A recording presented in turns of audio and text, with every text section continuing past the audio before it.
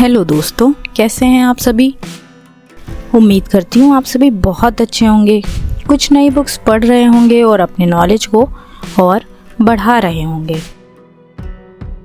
इतिहास में कोई न्याय नहीं, क्योंकि आज हम जानेंगे कि हमारी बातों में तो समाज के लिए इक्वालिटी की बात कही जाती है, लेकिन क्या ये बातें आज से हजारों साल पहले संभव हो सका है। आज हम अपने इतिहास से इन बातों की सत्यता की जांच करेंगे। सबसे पहले हमें ये जानना होगा कि समाज में कई तरह के भेदभाव काफी लंबे समय तक पैदा होते रहे हैं। उनमें से कुछ इस प्रकार रहे हैं, जैसे रंग भेद, जाति भेद, लिंग भेद, अमीरी गरीबी का भेद और ऐसे ही बहुत तरह के भेद, जिनके बारे में आज हम चर्चा करेंगे इस वीडियो में। तो दोस्तों, अगर आप इंटरेस्टेड हैं इन टॉपिक को और डिटेल में समझने के लिए तो प्लीज़ इस वीडियो को पूरा देखिए और मेरे चैनल को लाइक एंड सब्सक्राइब करना बिल्कुल ना भूलें। तो चलिए बिना किसी देरी के शुरू करते हैं। कृषि क्रांति के बाद की सहस्त्राब्दियों में मनुष्य इतिहास को समझते हुए एक ही मुख्य प्रश्न उभरता है। मनुष्यों ने स्वयं को जन सहकार के इस तंत्र में किस तरह से संगठित किया, जबकि उनमें इस तरह के तंत्र को कायम रखने के लिए आवश्यक सहज जैविक प्रवृत्तियों का अभाव था। इसका संक्षिप्त जवाब ये है कि मनुष्यों ने काल्पनिक व्यवस्था की रचना की और लिपियों को ईजाद किया। इन दोनों इजादों ने उस खाई को भर दिया जिसे हमारी जैविक विरासत ने छोड़ दिया था। लेकिन इन तंत्रों का उभरना बहुतों के लिए एक संदेहास्पद वरदान था। इन तंत्रों को सहारा देने वाली काल्पनिक व्यवस्थाएं न तो निष्पक्ष थी, न ही ईमानदार। उन्होंने लोगों को श्रेणीबद्ध क्रम में विन्यस्त कृत्रिम समूहों में बांट दिया। ऊपर की श्रेणियों के लोगों को सुविधा और सत्ता का सुख भोगने को मिलता, वहीं निचले पायदान के लोगों को पक्षपात, दमन का शिकार होना पड़ा। अगर उदाहरण लें, हिम्मुराबी की संहिता ने श्रेष्ठ जनों, सामान्य जनों और गुलामों की एक श्रेणी तैयार की। श्रेष्ठ जनों को जीवन की सारी अच्छी चीजें हासिल थी, सामान्य जनों को बचा खुचा हासिल था और गुलाम अगर शिकायत करते थे तो उन्हें पीट दिया जाता था। अब बात करते हैं 1776 में अमेरिकी लोगों द्वारा खड़ी की गई काल्पनिक व्यवस्था के बारे में। तमाम लोग ये दावा करते हैं कि श्रेणीबद्ध क्रम तैयार करना समानता है। तमाम लोगों की समानता के दावे के बावजूद उसने एक श्रेणीबद्ध क्रम तैयार किया जो उसे लाभान्वित और उनके द्वारा छोड़ दी गई स्त्रियों के बीच भेद करता था। उसने ऊंच नीच के एक ऐसे क्रम तैयार किए जिसमें एक ओर गोरे थे जो स्वतंत्रता का आनंद लेते थे और दूसरी तरफ वे अश्वेत और अमेरिकी इंडियन थे जिन्हें कमतर कोटि का इंसान समझा जाता और उन्हें पुरुषों के समान हक नहीं दिए जाते। अमेरिकी व्यवस्था में अमीरों और गरीबों के बीच भी एक श्रेणीबद्ध क्रम प्रतिष्ठित किया। समृद्ध अभिभावकों द्वारा अपना पैसा और कारोबार अपने बच्चों को सौंप दिया जाने से उत्पन्न असमानता उस समय बहुत से अमेरिकी लोगों को कोई खास बड़ी समस्या नहीं लगती। उनकी नज़र में समानता का मतलब सिर्फ इतना था कि रईस और गरीब पर एक ही तरह के कानून लागू होते हों। बेरोजगारी से जुड़े फायदों, सभी के लिए शिक्षा एवं स्वास्थ्य बीमा से इसका कोई लेना देना नहीं था। स्वतंत्र व्यक्तियों और गुलामों के बीच, गोरों और कालों के बीच, अमीरों और गरीबों के बीच के भेदों की जड़ें गढ़े गए किस्सों में हैं। पुरुष और स्त्रियों के श्रेणीबद्ध क्रम की चर्चा बहुत बाद में की जाती है, तब भी यह इतिहास का एक कठोर नियम है। किसी कट्टर पूंजीवादी से संपत्ति के श्रेणीबद्ध क्रम के बारे में पूछिए और पूरी संभावना है कि आपको सुनने को मिलेगा कि यह इस नज़रिए के मुताबिक अमीरों के पास ज़्यादा पैसा होता है क्योंकि वे ज़्यादा सक्षम और परिश्रमी होते हैं। इसलिए अगर अमीर लोगों को बेहतर चिकित्सा, बेहतर शिक्षा और बेहतर पोषण हासिल होता है तो किसी को परेशान होने की ज़रूरत नहीं। अमीरों को जो भी लाभ मिलते हैं वे उनके सर्वथा योग्य हैं। जाति व्यवस्था का पालन करने वाले हिंदुओं का विश्वास है कि दैवी शक्तियों ने ही एक जाति को दूसरी जाति से श्रेष्ठ बनाया है। हिंदुओं की सृष्टि कल्पना के अनुसार देवताओं ने पुरुष नामक एक आद्य सत्ता की काया से दुनिया की रचना की है। सूर्य की रचना पुरुष के नेत्र, चंद्रमा की रचना पुरुष के मस्तक, ब्राह्मण की रचना उसके मुख, क्षत्रिय की रचना उसकी भुजाओं, वैश्य की रचना जंघाओं और शूद्रों की रचना उनके पैरों से हुई है। इस व्याख्या को स्वीकार करते ही ब्राह्मण और शूद्र के बीच फर्क पैदा हो जाता है।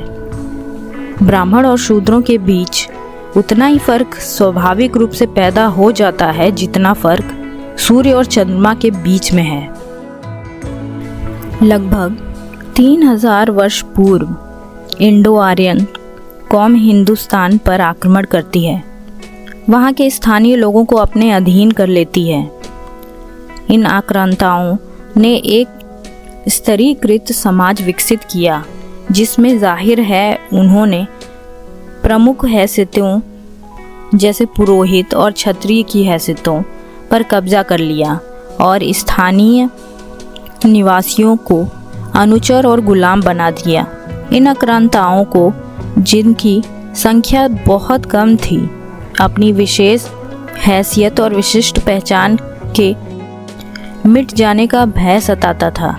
इस खतरे को पहले ही दूर करने के उद्देश्य से उन्होंने आबादी की जातियों में विभाजन क्रिएट किया, जिनमें से हर जाति को विशेष व्यवसाय करने और समाज में विशिष्ट भूमिका निभाने की ज़रूरत थी। हर जाति की अलग वैधानिक हैसियत, सुविधाएं और कर्तव्य थे।